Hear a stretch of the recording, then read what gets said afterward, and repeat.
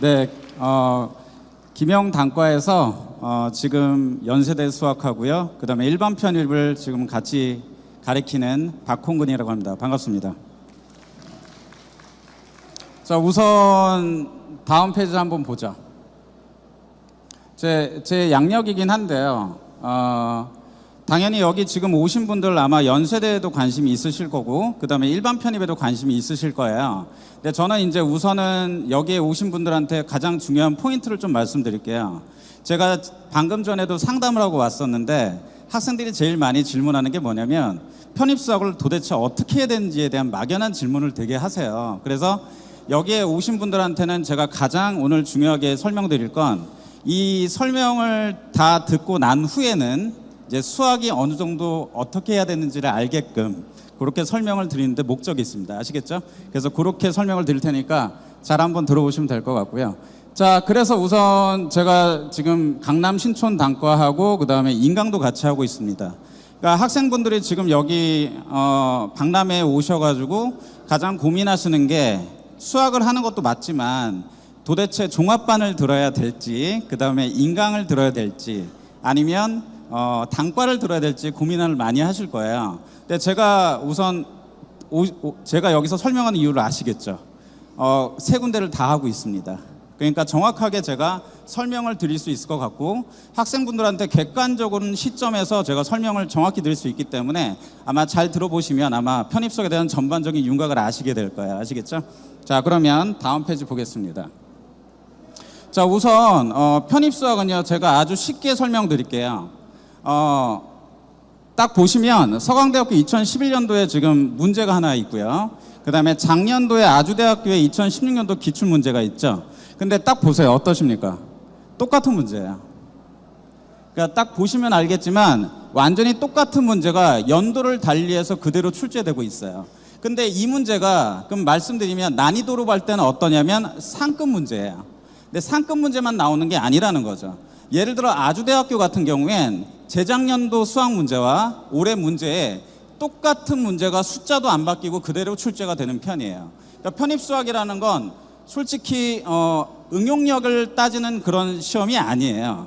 그러니까 얼마나 단조롭게 많이 연습해서 그 문제가 똑같이 풀 줄만 안다면 그대로 출제가 될 거고 그 문제를 그냥 답만 내시면 되는 거예요. 그리고 다른 오해 안 하셔도 돼요. 객관식이에요. 주관식이나 서술형은 아닙니다. 아시겠죠? 그런데 한양대 같은 경우에는 주관식 문제가 3문제는 출제가 돼요. 하지만 다른 학교들은 대부분 다 객관식으로 출제가 되기 때문에 얼마나 빨리 그 다음에 연습한 대로 그 문제를 정확하게 풀어내시면 된다는 게 가장 키포인트인 거죠. 이 수학이라는 건 그래서 수능 수학과 절대 비교하시면 안 돼요. 수능 수학은 좀 이따가 이제 비교를 해드리겠지만 수능 수학은 단적으로 얘기해서 대단히 범위가 좁습니다. 한번 봐보세요. 수능 수학은 범위가 대단히 좁아요. 그러니까 영역은 되게 좁은데 어때요? 응용력이 있게 난이도가 되게 어렵게 출제가 되고 그 다음에 통합형으로 어때요? 사고력을 묻는 문제들이 출제되죠.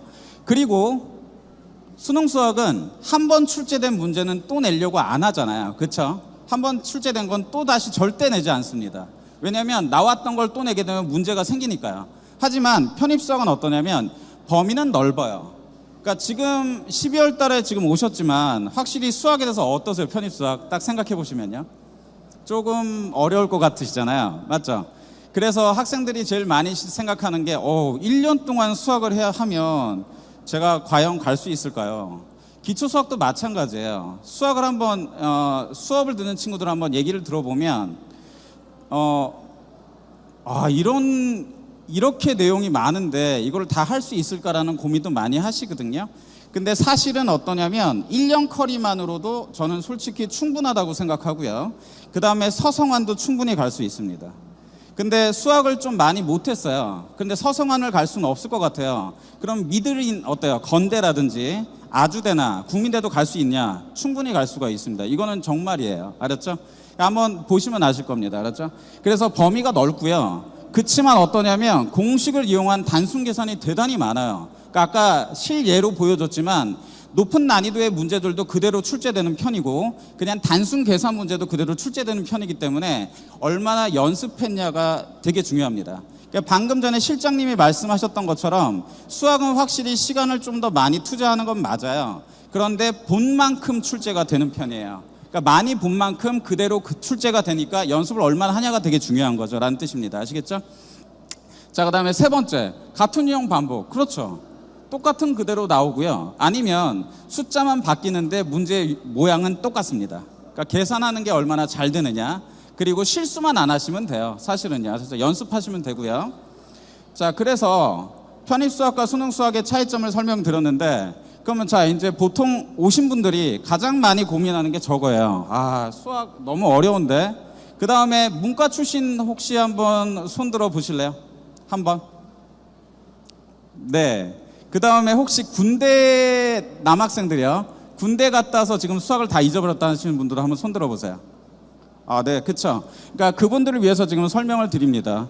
그러니까 보면 수학이 어렵다고 생각하지만 제 생각에는 절대 그렇지 않아요.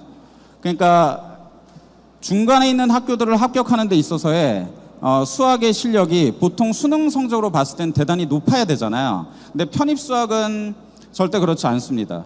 제가 그래서 그냥 지금 학생들, 현장 강의 학생들한테도 항상 얘기하는 얘기가 있어요. 이 얘기를 한번 들어보세요. 제가 딸이 있어요. 수능을 보겠죠? 7살이긴 해요. 볼 수 있을까요? 네, 수능을 보긴 봐요. 그런데 그 친구가 만약에 공부를 못 하잖아요. 그러면 전 그때 편입시킬 겁니다. 제 딸을요. 제가 가리켜서가 아니에요. 훨씬 더 만약에 터닝 포인트로 잡는다면 훨씬 더 유리한 고지를 잡을 수 있는 게 사실은 편입이거든요. 근데 학부모님도 사실 잘 모르세요. 편입을 하게 되면 훨씬 유리할 거에 대한 그런 의문점을 많이 가지고 계시죠. 그래서 학생들에 대한 예를 한번 들어보겠습니다. 우선 최호연이라는 학생이 있는데, 우선 다음 페이지를 한번 보죠. 지금 보면 잘 안 보이실 거예요. 서강대학교 화학과관 박명준이라는 학생이 있어요. 제가 보낸 학생이고요. 이 친구의 하나의 실예를 들게요. 사칙연산이 잘 안 됐어요. 처음에 기초수학을 들어왔는데 제가 경험담을 말씀드리면 덧셈은 잘해요. 곱셈도 어느 정도 하시죠. 맞죠? 근데 뺄셈을 못했던 친구였었어요. 근데 이 친구를 제가 편입을 준비시켜가지고 서강대를 보냈습니다. 박수를. 네, 감사합니다. 네. 그러니까 제가 얘기하는 건 수학에 대해서 전혀 두려워하지 않으셔도 된다는 얘기예요. 하지만 사칙연산이라는 것이 덧셈, 뺄셈, 곱셈, 나눗셈을 얘기하는 건 아닙니다. 왜냐하면 곱셈 안에는 인수분해가 포함되어 있어요. 사실은요. 예. 그러니까 인수분해 같은 것들, 좀 이따가 커리큘럼을 말씀드리겠지만 기초수학에 관련된 모든 내용을 저희 뭐 종합반이든 인강이든 그 다음에 단과든 같은 커리큘럼으로 거의 진행되는 편이니까 어떤 수업을 선택하셔도 똑같은 커리큘럼으로 1년 안에 충분히 가능합니다. 알았죠? 자, 그 다음에 저기 한번 보실래요? 옆에 학생 조영국 학생 보이세요? 건국대학교 전자를 간 친구였었어요. 근데 이걸 왜 보여드리냐면 2015학년도라고 돼 있잖아요. 지금은 삼성생명에 지금 취업해서 혹시 테헤란로 아세요? 강남에. 예, 거기에 삼성 혹시 보험 설계사라는 그런 착각은 하지 마시고요. 예, 실제 취업한 건 뭐냐면 보험 그 상품을 만드는 그 회사에 들어갔고요. 건국대학교 전자 출신입니다. 네. 그러니까 취업하는데 전혀 불이익이 없어요. 근데 학생들은 그래요. 편입을 준비하다 보면 한 것도 되게 중요하잖아요. 사실 가는 게 중요하니까요. 하지만 가고 나서도 되게 중요하지 않나요? 솔직히 얘기해서. 갔을 때에 대한 불이익은 전혀 없습니다. 솔직해요. 제가 항상 합격한 친구한테도 얘기를 하고요. 근데 궁금한 게 있어요. 혹시 그러면 전적대 학점이나 그 다음에 성적이 중요하냐? 절대 그렇지 않습니다. 더 중요한 건 어떤 거냐면 편입한 그 학교에서의 학점이 더 중요하세요. 제 말 이해하시죠? 그 학점 때문에 사실은 취업을 하는 거지 전적대에 대해서의 학점이 중요하진 않습니다. 그래서 만약에 지금 편입 준비하는 학생들 중에 학점이 되게 안 좋잖아요. 뭐 2점대예요. 만약에 2.1이에요. 그러면 좀 힘들어요. 예, 그런데 만약에 2점 후반대라든지 3점 초반대는요. 편입하는데 전혀 문제가 안 됩니다. 그러니까 아마 고민하실 거예요. 학교를 다니면서 하시는 분들도 아마 있을 것 같은데 학교를 다니면서 만약에 편입 수학하고 편입 영어를 한단 말이에요. 근데 제 포인트로 말씀드릴 때 수학을 말씀드리면 적당히 학점을 따시고요. 편입을 확실하게 준비할 거라면 적당히 따고 시험에 좀 더 몰입해 주시면 돼요. 그러면 합격을 할 거고 그 합격하고 나서는 알아서 공부하시면 돼요. 취업을 하시려면 당연히 열심히 하겠지만 아시겠죠? 예, 그래서 삼성생명에 들어간 친구가 있고요. 그 다음에 옆에 강종석이라는 학생 보이세요? 삼성전자 들어갔습니다. 전적대는 광운대학교 전자고요. 네, 그 전에 학교는 동양미래대학이었어요. 예, 동양미래대학 전문대학생이었는데 편입을 했고 그 다음에 취업까지 했었죠. 그러니까 전혀 불이익이 없습니다. 그러니까 오해 안 하셔도 돼요. 그래서 제가 말씀드리잖아요. 제 딸도 보낸다니까요. 이게 더 빨라요. 솔직히요. 수능보다. 네. 자, 그 다음에 지금 옆에 있는 한양대학교 물리학과. 저 친구는 사실 물리학과 나왔고요. 지금은 성균관대학교에서 지금 박사를 밟고 있어요. 물리학과와 전자공학과를 지금 박사로 밟고 있습니다. 그러니까 좀 더 꿈이 더 커진 거죠. 사실은. 그러니까 편입을 그냥 계획했는데, 그러니까 되게 이 친구는 어땠냐면 제가 기억이 나는 게 목표도 어느 정도였냐면 한 건국대 정도의 생각이었었어요. 근데 막상 해보니까 할 만한 거죠. 그래서 모의고사를 봤는데 영어도 좋았고 수학도 대단히 좋았던 학생이었어요. 그래서 한양대를 당연히 물리학과를 갔죠. 이 물리학과도 사실은 그냥 전략적으로 간 게 아니고요. 정말 자기가 하고 싶어서였어요. 그래서 들어갔는데 전자공학과까지 같이 하면 훨씬 더 효율적이라는 얘기를 들어서 성균관 대학교로 전자로 석사 지금 박사를 밟고 있는 학생이죠. 그러니까 확실히 지금 다니는 학교보다는 훨씬 더 좋은 학교로 편입을 하실 거고, 수학을 하면은요. 네, 수학, 영어도 당연히 마찬가지겠지만 수학을 하면 훨씬 유리한 건 확실합니다. 알았죠? 그래서 취업을 하는데 전혀 문제가 안 되기 때문에 아마 제 생각엔 다른 고민하지 마시고 열심히 하시면 될 것 같아요. 알겠죠? 자, 그래서 다음 페이지를 보게 되면, 자, 이제부터 전반적인 편입 수학의 커리큘럼을 좀 설명을 드릴게요. 아마 되게 궁금해 하실 거예요. 그죠? 커리큘럼이 도대체 어떻게 돼 있길래. 그건 확실합니다. 1년 동안 해야 되는 건 맞아요. 그런데 7월 달에 오는 친구들도 대단히 많거든요. 비교를 한번 해드릴게요.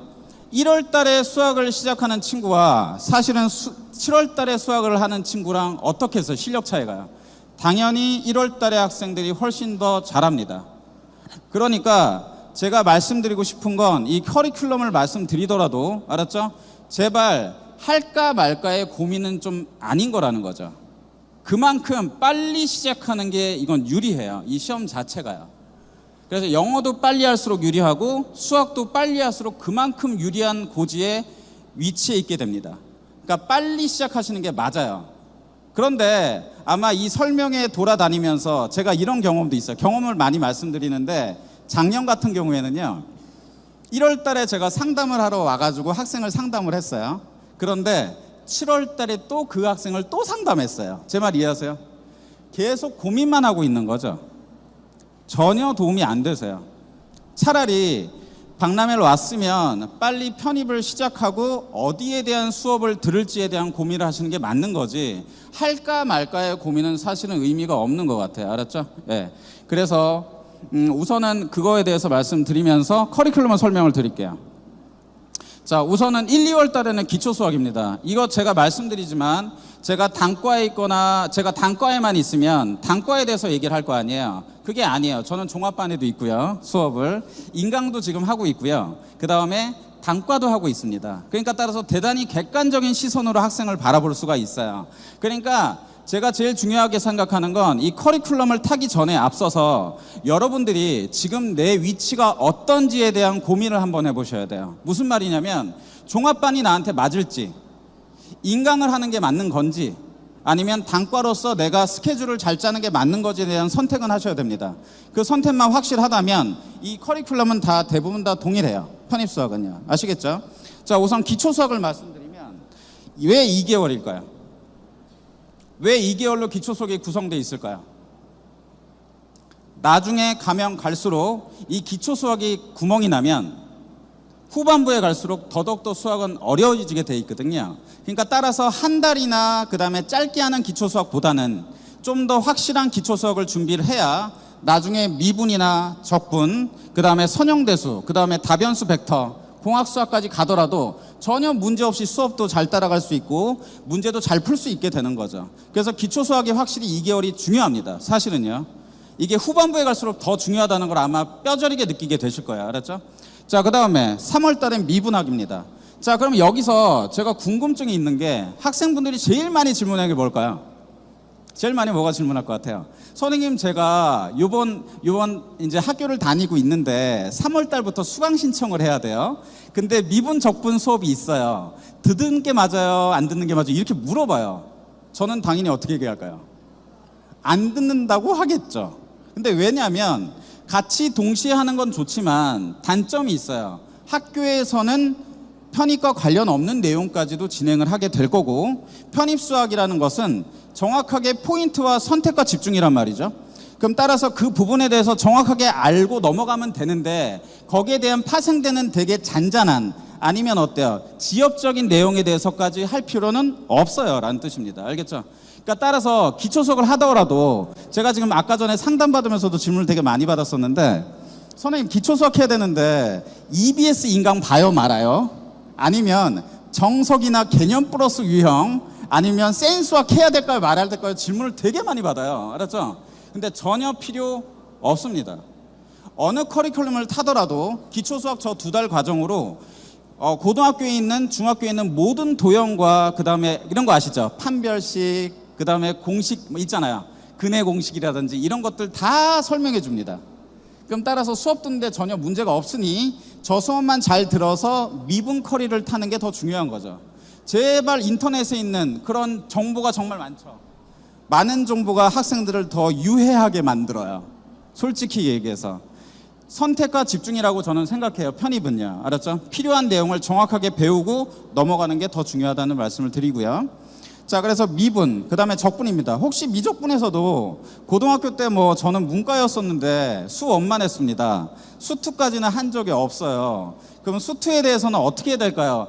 전혀 관련 없습니다. 제가 하나 실례를 들게요.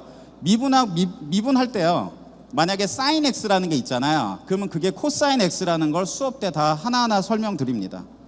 그러니까 수업 듣는데 전혀 문제가 없다는 걸 말씀을 드릴게요. 제발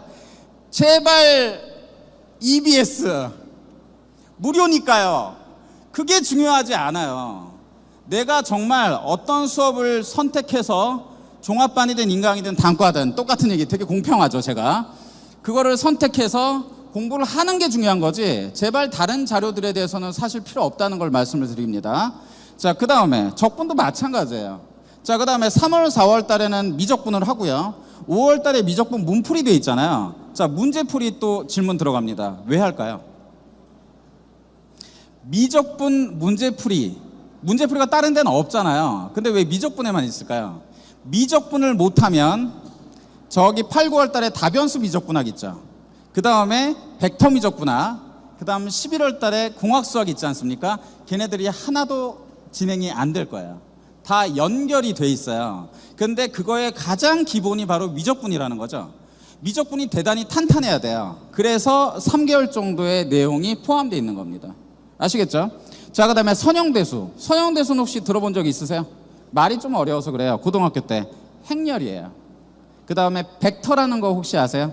예, 행렬과 벡터에 대한 내용이 들어가 있는 내용이죠. 예, 그래서 근데 선형대수가 왜 어렵냐면요, 벡터에 대한 공간적인 내용을 좀 더 깊게 배우는 편이에요. 그래서 2개월 과정으로 진행되고요. 자, 8, 9월달 급수. 혹시 급수는 뭔지 아세요? 시그마 아세요? 시그마. 예, 더하는 거. 예, 그겁니다. 시그마. 그 다음에 다변수 미적분학은 좀 쉽게 얘기하면 인테그랄이 하나짜리인 게 바로 일변수 적분이라고 하는데, 다변수는 뭐냐면 인테그랄이 2개나 3개가 나옵니다. 근데 아마 또 2개, 3개 나오면 수학을 하지 말아야지라는 생각이 들까봐 얘기하기 싫었는데, 사실은 어때요? 2개나 3개가 나와도 미적분만 잘 돼 있으면 수업 들어가는 데는 전혀 문제가 없으세요. 알았죠? 자, 그 다음에 벡터 미적분학. 얘도 미분 적분으로 구성되어 있고요. 그 다음에 공수 봐보세요. 미분 방정식이랑 라플라스라고 돼 있잖아요. 이것도 뭐로 돼 있을까요? 미분과 적분으로 구성되어 있습니다. 그러니까 미적분이 잘 안 되면 아무튼 이 모든 뒤에 있는 커리큘럼이 잘 안 된다는 거죠. 라는 얘기고요. 그 다음에 전년도 기출특강 돼 있죠. 자, 아까 말씀드렸습니다. 한번 보죠. 자, 거꾸로 말씀드려보면 보세요. 여기서 왜 중요할까요? 기출풀이가요. 그렇죠. 그대로 출제됩니다. 기출만큼 편입 수학에서 중요한 건 없다고 봐요. 저는요. 솔직히.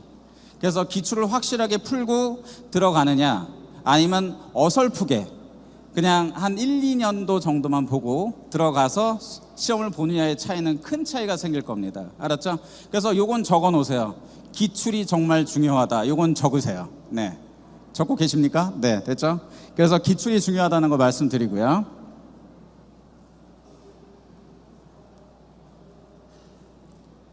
됐죠? 그 다음에 뭐 어느 학원, 종합반이나 단과나 인강을 하더라도 당연히 특강들은 다 존재하니까 그걸로 마무리를 진행하시면 전체 이 1년 과정에 대한 수학을 진행하실 수 있으세요. 아시겠죠? 네. 그 다음에 다음 내용을 보면 자 이제 그러면 제가 우선은 공부를 해야 되니까 도움을 좀 드리기 위해서 간단하게 그러니까 저는 복잡하게 하는 것보다 대단히 직관적으로 설명하는 걸 되게 좋아해요. 그래서 간단하게 설명하죠. 뭐 막 이렇게 두서없이 설명해봤자 그냥 귀에도 안 들어와요. 사실요. 그리고 되게 심플하지 않아요?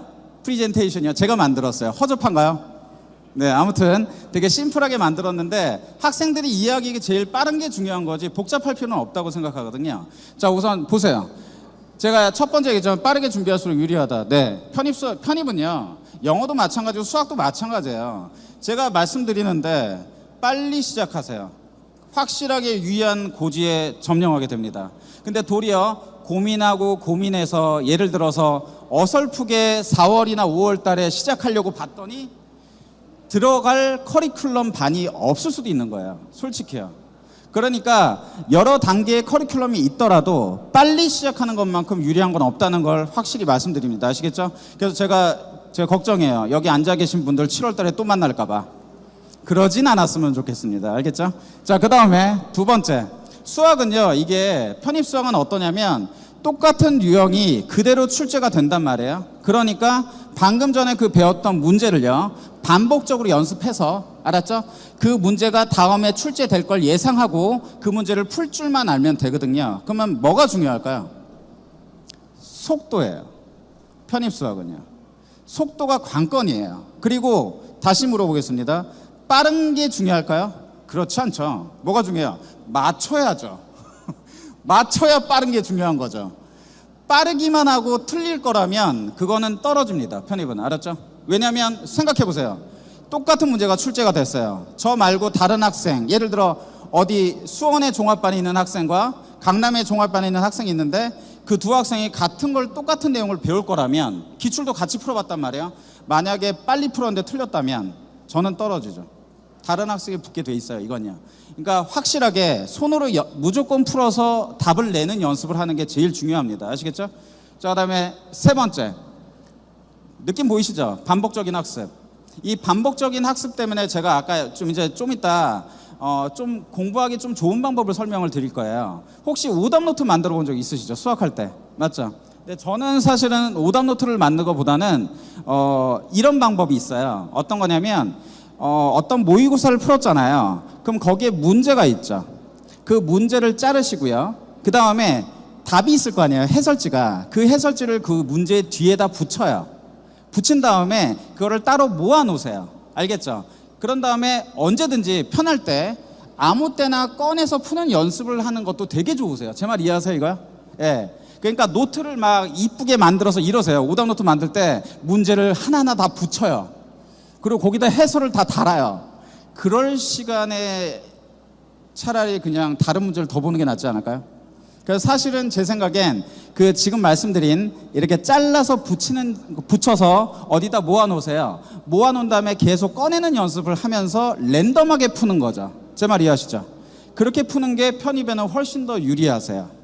그냥 무턱대고 오답노트 만드는 것보다. 아시겠죠? 그래서 그것도 말씀드릴 거고요.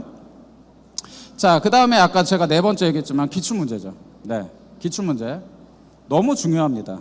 그대로 출제가 되기 때문에 그렇죠.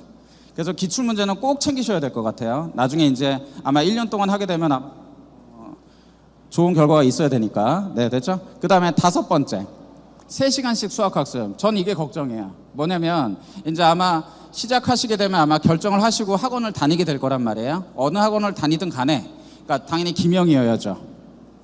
죄송합니다. 자, 아무튼 김영이 되는데 선택을 어디를 하든 간에 제 말은 수학을 하게 되면 걱정이 이거예요. 아마 영어랑 같이 하실 거 아닙니까? 영어에 많이 시간을 뺏길 수가 있어요. 초반에는요. 그러면 이런다고요. 오늘 월요일 날은 영어를 해요. 그래서 수학을 안 해요. 영어 하다가 그냥 놓치는 거죠. 그리고 그 다음날 봤는데 또 영어를 할 게 있어요. 또 해요. 수학을 또 안 해요. 그렇게 공부하시면 안 돼요. 무조건 영어와 수학을 같은 비율 아니면 어때요? 매일 해줘야 되는 꾸준함이 되게 중요합니다. 알았죠? 그러니까 꾸준하게 공부하시는 게 되게 중요하고요. 그 다음에 질문 되게 많이 하세요. 공부의 양을 어떻게 해야 될까? 이건 적으세요. 알았죠? 보통 이게 제일 좋습니다. 1월 달부터 시작하는데 수학과 영어를 같이 하잖아요. 그때의 비율은 영어를 6에서 7 정도 하시고요. 수학을 3 정도 하시면 돼요. 이걸 적어 놓으세요. 너무 많이 질문을 하세요. 어느 시점에서 수학을 많이 할까? 이런 질문을 많이 하기 때문에 1월부터 6월에서 7월까지는요. 비율적으로 볼 때 영어를 7에서 6 정도 하시고요. 수학을 3에서 4 정도 하시면 됩니다. 아시겠죠? 그런데 만약에 지금 당연히 앉아 계신 분들은 이과를 준비하시는 거잖아요. 그럼 이제 수학을 해야 될 때가 오겠죠. 그때가 언제일까요? 8월 이후부터예요. 그때는 수학과 영어의 비율을 정확하게 뒤집어 주셔야 돼요. 알겠죠? 네. 그래서 수학의 비율을 한 7 정도에서 6 정도 만드시고요. 영어를 3, 4예요. 하지만 이거는 사람마다 다 틀려요. 솔직히. 그쵸? 아니, 나는 영어를 잘해요. 그러면 수학 매일 하셔도 돼요. 솔직히. 근데 그게 아니잖아요. 편입 영어는 사실은 아마 실장님께서 아까 말씀드렸지만 어려운 과목 중에 하나입니다. 예, 그래서 수학은 한 만큼 나오게 돼 있어요. 본만큼 출제가 되고요. 본만큼 내가 연습한 만큼 정확히 맞추게 돼 있는 시험이기 때문에 아시겠죠? 그래서 영어와 수학의 비율을 아까처럼 말씀드렸듯이 1월부터 7월까지는 7대 3에서 6대 4, 영어를 6이나 4로 하세요. 영어 6이나 7로 하세요. 그 다음에 8월부터는 수학을 더 뒤집어서 더 많이 해주시고 영어를 좀 더 줄여주는 거죠. 그러면 왜 초반에 영어를 해야 될까요? 제가 수학 선생인데도 영어를 하라잖아요. 제 말 이해하시죠? 영어 성적이 선생님 안 나와도 믿을 정도의 학교는 갈 수 있습니까? 네. 수학으로 충분히 갈 수 있어요. 하지만 아까 전에 말씀드렸겠지만 서성한 중이는 알았죠? 수학 성적이 안 나오고 영어 성적이 안 나오게 되면 편입이 쉽지 않습니다. 그래서 앞에부터 영어를 좀 잘 잡아서 알았죠? 기본기를 탄탄하게 잡아 놓으면 맞죠? 그러면 그 영어가 탄탄히 기반이 돼 있는 상태에서 수학을 좀 더 늘려주는 거죠. 늘려주게 되면 수학의 양이 늘어날 거고 영어는 어때요? 상반기 때 해놨으니 그거에 대해서 덧붙여서 공부만 같이 해주시면 아마 훨씬 더 좋은 결과가 있지 않을까 싶습니다. 아시겠죠? 자, 그래서 이 5개의 과정을 좀 꼭 이해하시고요. 자, 제가 그래도 제가 선생이니까 제가 항상 포인트를 잡아주거든요. 뭐가 중요할까요? 기출 중요합니다. 기출 문제는 정말 중요하다. 그 다음에 두 번째는요. 빨리 시작하셔야 돼요. 제발요. 저는요. 제일 걱정이에요. 고민하다가 그냥 편입을 준비 안 하고 그 학교에 머무는 학생들을 되게 많이 봤습니다. 아시겠죠? 터닝 포인트가 확실하게 되세요. 인생에서. 예, 그래서 지금쯤 이제 애들 시험 보고 있는 중이에요. 그래서 2월 6일부터 아마 결과가 발표되거든요. 그러면 전 그때를 잊지 못해요. 학생들이 그때 발표가 나면 전화가 오잖아요. 진짜 그때의 짜릿함은 정말 무시 못하세요. 그래서 사실은 이 편입수학을 가리키는 재미가 있기도 하고요. 그래서 제발 빨리 시작해서 1년 동안 열심히 하셔가지고요. 좋은 결과가 꼭 있었으면 좋겠고 당연히 좋은 결과가 있을 겁니다. 아시겠죠? 자, 긴 시간 설명 드느라 너무 감사합니다. 감사합니다.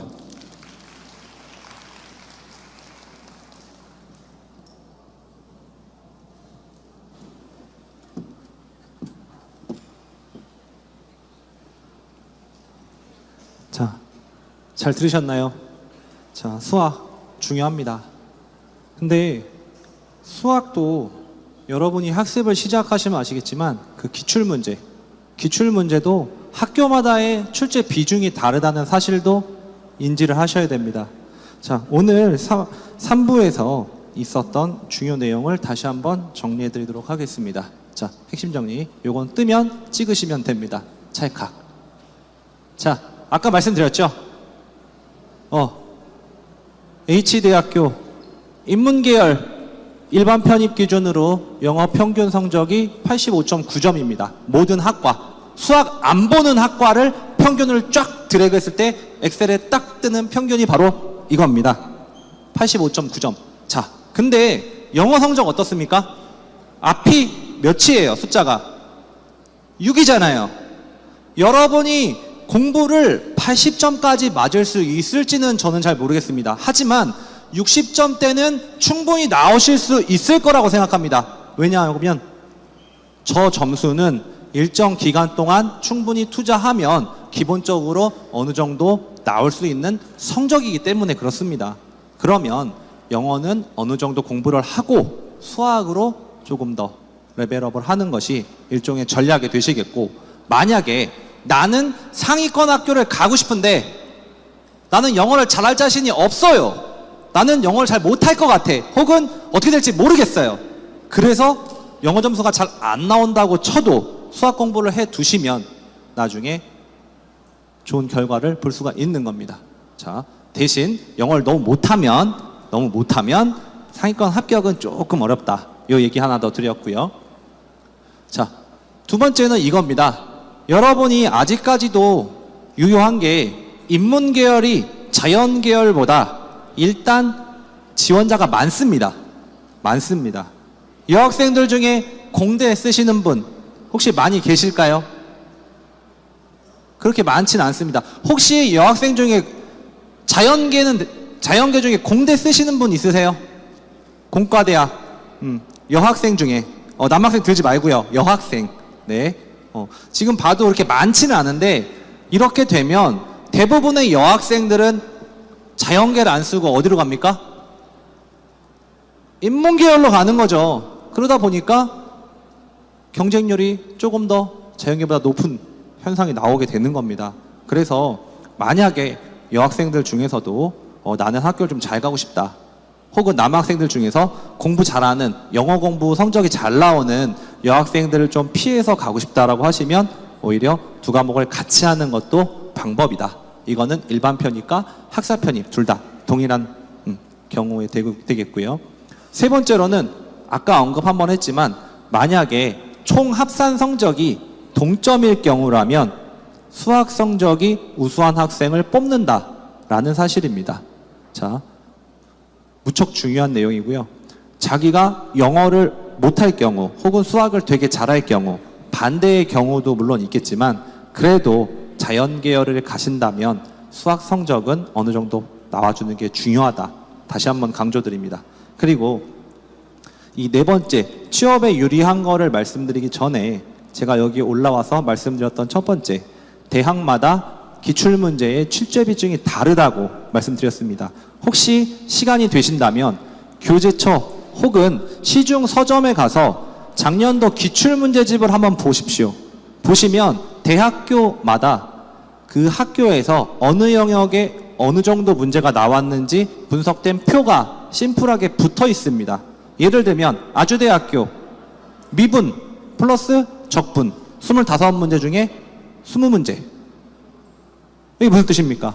미분 한 달, 적분 한 달, 기초수학 한 달에서 두 달, 총 몇 달? 4달이면 아주대학교 문제를 일단은 어느 정도 풀어볼 수 있다는 뜻이고, 대부분의 학교 마찬가지로 미분과 적분을 기초로 하기 때문에 미적분 관련된 부분이 약 60%에 육박하게끔 출제를 하는 게 많습니다.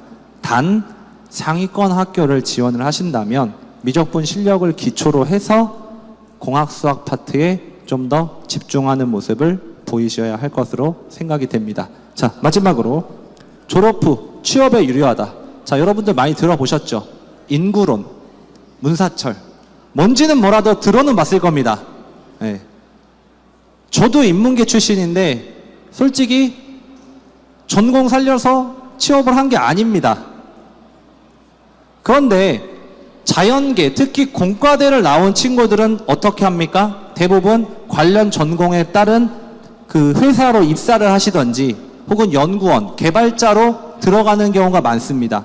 전공 유사성이 많은 직군으로 가시기 때문에 취업에 좀 더 유리하다는 사실이고, 공대는 의학학 계열을 제외하고는 제일 취업이 잘 되는 계열입니다. 자, 보시면 2라고 써 있죠. 교육통계 서비스 국가에서 발표한 내용을 보면 2012, 13, 14 공식적으로 통계 나온 것 중에 계열별 취업 현황이 두 번째입니다. 의대나 약대는 시험을 보고 면허를 받는 거니까 당연히 취업이 되거나 개원을 하면 됩니다. 취업이 문제가 아니란 말이죠. 만약에 의대로 편입을 할 거면 저쪽 건너편으로 가시면 됩니다. 근데 의대, 약대를 빼면 실질적으로 계열 중에 취업이 가장 잘 되는 데가 어디냐? 바로 자연계열, 공과대학 쪽입니다. 자, 지금까지 그 자연계열 합격에 관련된 학습 전략과 편입 수학 학습 방법에 대해서 안내를 드렸습니다. 잠시 후 5시부터 4부에는 특별 강연으로 공부의 신 강성태님과 편입 합격생분의 특별 강연이 진행됩니다. 시간은 5시 정각부터 시작되므로 잠시 화장실 다녀오시고 착석해 주시면 감사하겠습니다.